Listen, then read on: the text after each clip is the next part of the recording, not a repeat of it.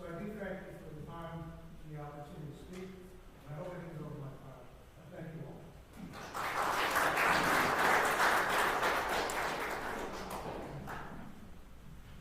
So I just thought of something as I'm back here hearing what the judges were talking. I'm really looking forward to never being in front of any of them. They'll be like, hey, Bernstein, you remember when you were like, hurry up? So that's a really good move. Josh, you know, you do have prosecutorial discretion. So I thought that was bold of you the whole time. just saying. So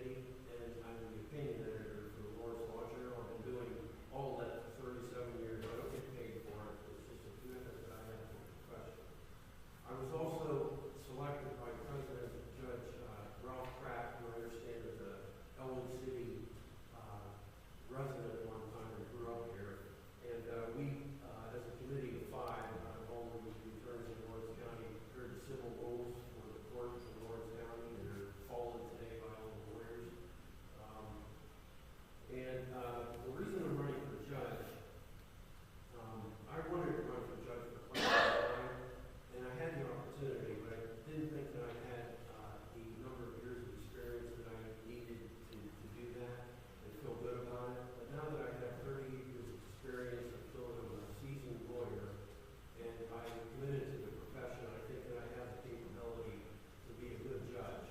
And I've been practicing for 38 years. I love what I'm doing, but I like a new challenge, and the opportunity is here. And for those reasons, I would love to serve as a court of public pleas judge, and I would ask for support. Now, I have a lot more information if you're interested on my website also, than all this for judge. So if you want to take a look at that, you can. Thank you.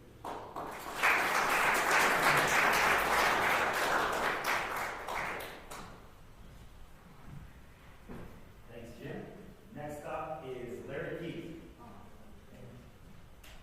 Thank you, Representative Bernstein, Councilman Mayor, ladies and gentlemen. Please let me introduce my wife, Janine Keith. She's here with me.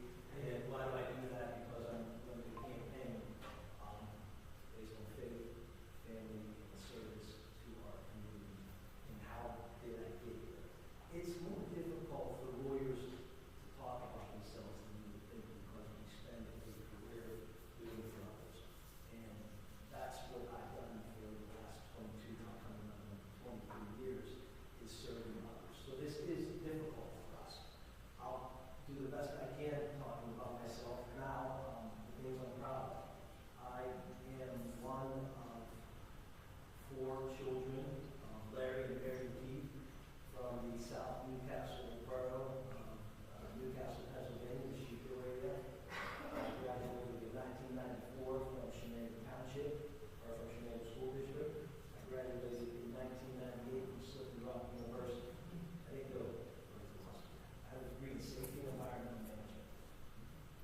I went to a Superfund center. I was the project manager, the safety supervisor for a Superfund site. It was a Department of Energy nuclear regulatory decommissioning site. And they put me, a 21-year-old kid, in charge of training every individual who came on that site. And that's where I knew I loved to talk, and I knew I loved to convince people that we got to do this right, and we got to get this job done quick, and we have government oversight. It was fantastic. Well, we did such a good job to clean up the site, and then we'd send it all over the world, selling those technologies and doing that training. It frightened me because of my family and my family. I was raised every day. I was so lucky to have parents that said, "Son, you know, the church and you're going to go. Son, you can do whatever you want, but God and your family are first. Son, you can do whatever it is you want to do, as long as you take care of the people around you." And I got afraid. I was going to lose everything. I was going to lose my faith. I was going to lose my family. And I was going to lose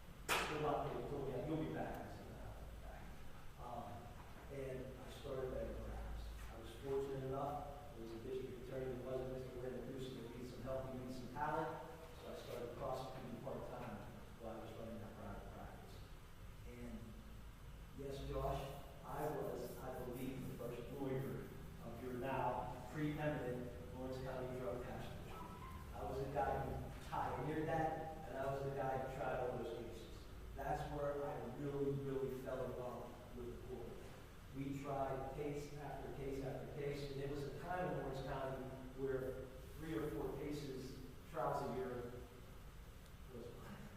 We tried sometimes 6 to 10 cases a year, and that's what I was doing. I was picking juries, and I was learning it, and I was loving it. And the whole time I'm doing it, I'm in that courthouse, and I'm picking up family law cases, and I'm picking up juvenile cases, and people are coming in hopeless, and I'm helping them for free.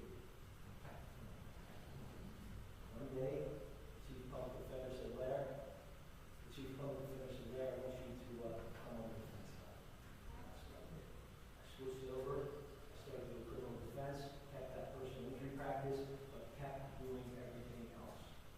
And since 2006, I've lived in that courtroom. We tried to count, I'm not sure, we think it's well over 30 criminal cases, probably 5 to 10 civil cases.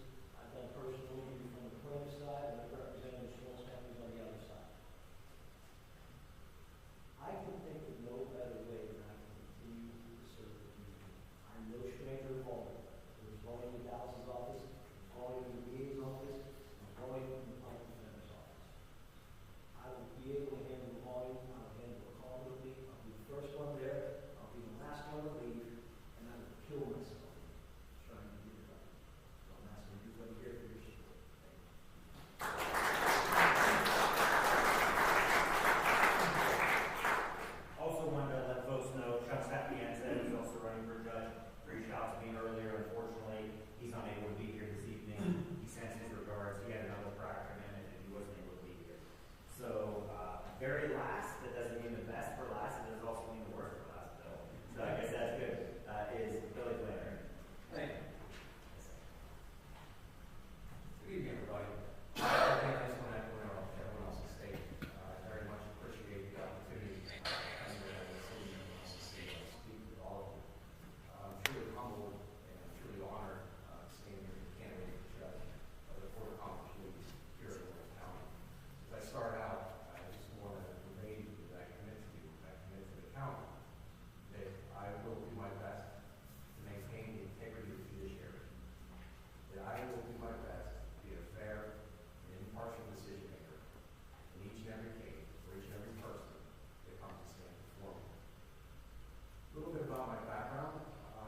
Also, Newcastle resident growing up, graduated from Newcastle High School. Following graduating from Newcastle High School, I went to West Virginia University. And after going to West Virginia University, I went on to University of Pittsburgh School of Law. During that time, after my first year, I started to work as a legal intern for the Pennsylvania State Attorney General's office. That was in their money laundering and asset forfeiture department. It wasn't just a summer internship. I maintained work throughout the remaining portion of my time in law school. After I went to law school, I started out with Judge Dominic Motta. I spent my first 2 years working as a clerk for him. And as Attorney Olson indicated earlier, doing research for him, writing opinions, drafting orders, assisting him, which is a great foundation, learning from that side of the bench to kind of get a view of what that side sees from the people that are in front of the court. In 2006, I started at the District Attorney's Office, where I continue to maintain, working here today, to the District Attorney in Houston. 2006, I also started with a law firm of Nichols, Mixos, Flannery, and Park, where my dad, Jack Flannery, and also my uncle Dick were partners. A very general practice. It was one of the larger law firms in the county at the time. It certainly gave me a broad experience among some very seasoned attorneys. In 2014, I went on my own and started my own practice, where I continue to do that today. It's a very general practice, state administration.